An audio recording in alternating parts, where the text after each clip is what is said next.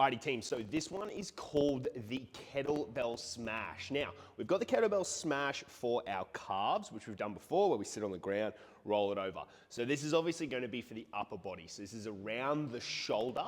Specifically, what we're going to be hitting is predominantly two rotator cuffs, being our teres minor and major.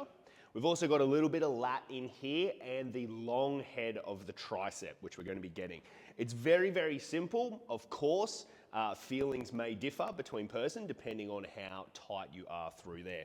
So simply, all we do is grab the kettlebell. The arm we want to work on, we wrap over and then grab onto the kettlebell.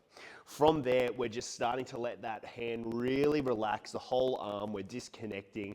And then from there, we're going to pivot towards the back. Now, as we go back, this is where teres minor major start to come into play. And of course, if we go further around, you start to get that tricep long head as well. You can also, depending on how it's feeling, is come forward. We start to get into a bit of pec major minor. But really all we're doing is we're just moving around. We're getting into that, into the shoulder as best we can. Now, the key here, guys, is we don't just go straight armpit over the top. You do want to make sure you catch a little bit of that lat. And then of course as well, being careful of the weight that we're using as well.